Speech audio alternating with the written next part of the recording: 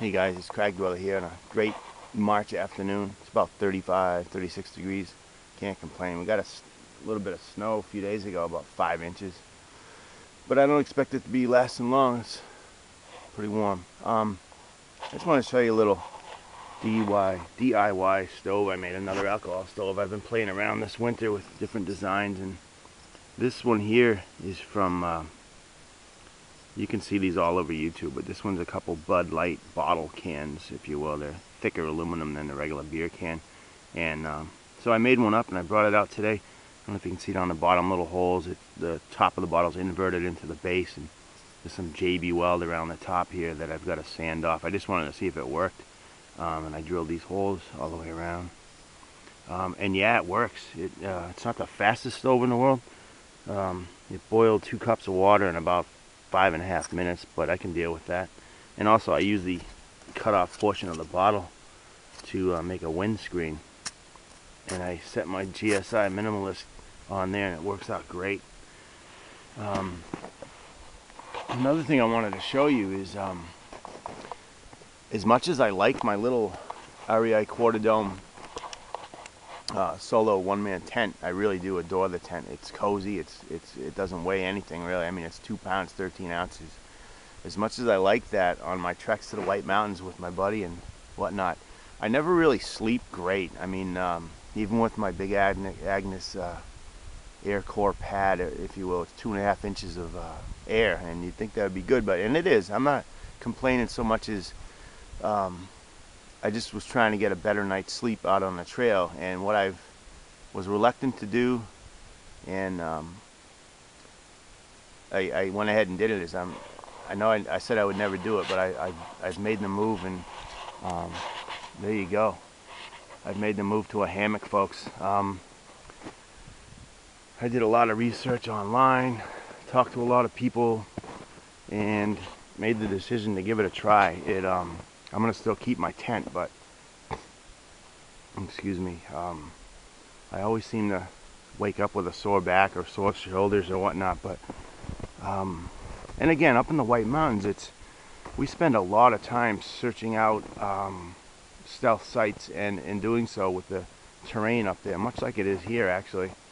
You know, you can't always find the ideal little flat spot to pitch a tent or two. I think this will just open up a lot more options for me up in the White Mountains, especially. So I'm really stoked. I haven't spent the night in it yet. Number one, because I don't really do a lot of winter camping. I'm going to have to get an underquilt or some sort of pad at some point. But I think I have laid in it for a few hours at a whack and fell asleep, actually. But in my basement. And what it does is there's no pressure points. It's like, I don't want to say it's as good as sleeping in my bed, but it's certainly, I'm stoked. I'm excited about perhaps getting some good sleep out on the trail for a change. I'm not going to go into too much detail regarding the hammock and the tarp itself. I did get it from Warbonnet Outdoors. There's a dude out there in Colorado, Brandon, who is the owner and makes these himself, I believe. And he's been nothing but great as far as, you know, I've asked him a million questions. He's been kind, courteous. Service was impeccable. I had a little issue with a torn piece when I got the hammock, a little piece of torn mosquito netting, and I was going to take care of it myself, patch it, whatnot, but I called him and he said send it back and I'll fix it at no charge, no big deal. Now I don't believe I did it. I set it up once out here and didn't really even sit in it yet and noticed a little tear, but regardless, he was awesome with that, handling that, and got it back to me soon. I'm not going to go into a ton of detail regarding the hammock. You can go on YouTube and find reviews and in-depth reviews, and so I'm not going to bore you with all that mumbo jumbo, but I'm just going to go briefly over what it is and what it isn't. The hammock itself, I'll take the tarp off after and show you. The hammock itself is the Warbonnet Blackbird 1.1 double layer, meaning you can put a pad in between if you want, a double layer bottom, that is. They do make a 1.7, a little heavier weight nylon, but for my body weight and height, Brandon assured me this would be fine. and it is, like I said, very comfortable. I'm stoked. The tarp, he offers, Warbonnet, he offers several tarps. This one I've decided to go with is called the Mamba Jamba. It's pretty close to an 11-foot ridge line. There's plenty of coverage on a tarp. This is the stuff sack that the hammock fits in. It's open-ended. It's open-ended here. Sorry about that. So you can stuff it in from both sides without letting the hammock drag on the ground. I ordered this one with the tree straps and the carabiners. It's real simple. You just go around the tree and clip the carabiner, and then you adjust it with these I'm not sure if they're D-rings, but they're aluminum connections here, and you can adjust it up or down real easy to get your ridge line. It does have a integrated ridge line that runs the whole length of the hammock that supports the bug net off you. And again, I'll show you the hammock more once I take the tarp down. But the tarp itself, you attach it with these rings, or the rings are attached to the ridge line. There's not a continuous ridge line up under there. All you do is you tie it with a trucker's hitch here. That's what I did anyway, and looped it around for adjustment of tension. And the other end is just connected with a real simple knot that you can take out real easy just by pulling this here, this slack line. You just pull this and it'll come down, and again, it's just tied to a tree. Another strap on this end, same thing on this end. The tarp is still nylon. It does have these pulls that you can, in real stormy weather apparently, if the wind's really howling, this tarp, no matter how you pitch it, I guess, I don't know, I'll check it out, but I guess it could blow in close, and if you don't want that, that's great. But these tie outs will allow you to pull this away. There's one here and there's one down there, and you can see the one on that side. They're on both sides, but that will allow you to pull this out, get more room under there for whatever. It's got tie out points on each corner, nicely done. The stitching is impeccable. There's no loose threads or anything. I'm really happy with this, as well as the hammock. And again, I'm rambling, sorry. But yeah, that's the tarp. There's plenty of coverage, like I said. I keep saying but yeah, can't wait to get this up on the trail. I'm gonna shut this camera down, and I'll take the tarp off and show you some other things about the hammock and this whole new setup.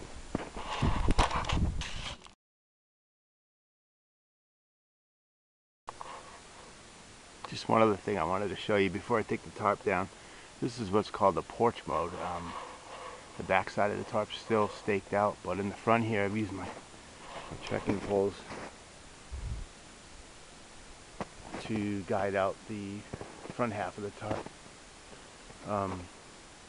Same on this side, and it gives you an area to cook under. Quite a bit of area actually. I'm almost standing up in this thing. There's the back, and this is the front. You can see there's quite a bit of area here. It's probably 4 feet out from the edge of the hammock out to the edge here. It's about 4 feet, so that's pretty cool. You know, caught in a rainstorm or whatnot, instead of laying in the hammock, you can just kind of sit out here and check things out, man. Yeah, just figured I'd show you that. I saw somebody else on YouTube do this and really liked the idea. Let's see. Yeah, there you go. It's gonna be a great feature after a long day.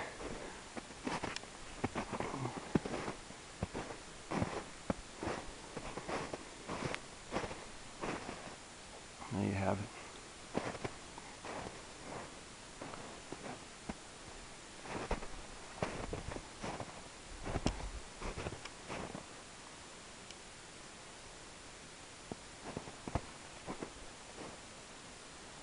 All right.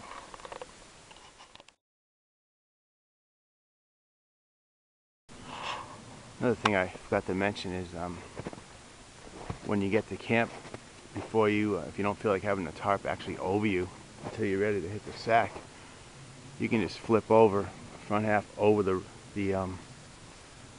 over the back, lay it out there. There it is, out of your way. You can do what you got to do without having the, you know, the tarp in the front. Just figured I'd show you that as well.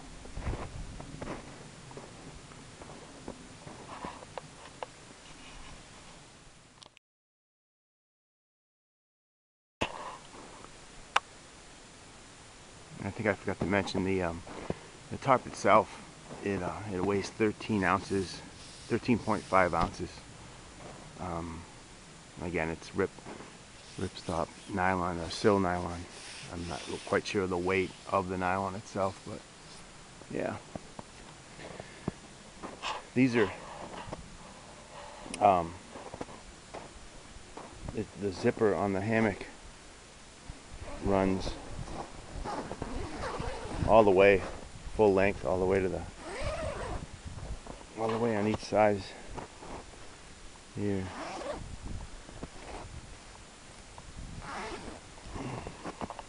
Bear with me. All the way. So that's nice. For getting in and out, it's rather easy. You just gather up this. This is the double layer I was talking about. You can see it's down here and as well as here, and it's all comes together right here. It's attached, and then it's open up in the front again, so you can slip a pad or whatever you want up under there if you want. Again, nice zipper, real nice.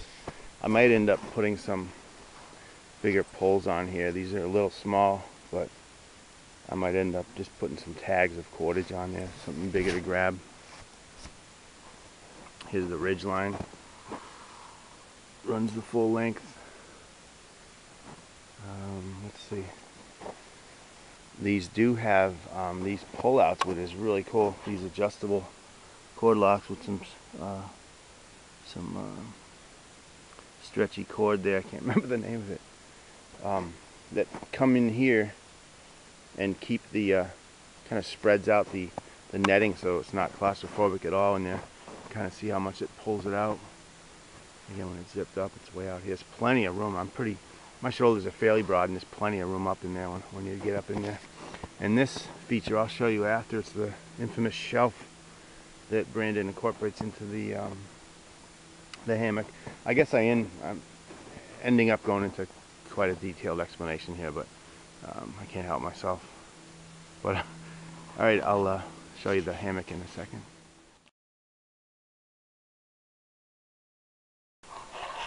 I meant to say as well, the hammock itself, this version, the Blackbird 1.1, weighs 27 ounces with the adjustable tree straps. There is a lighter option with some string type things where you have to tie a bunch of knots.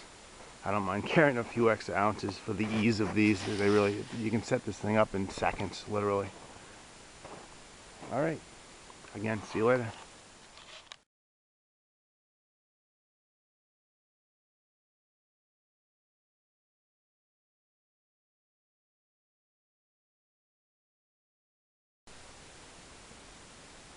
Alright, here we are.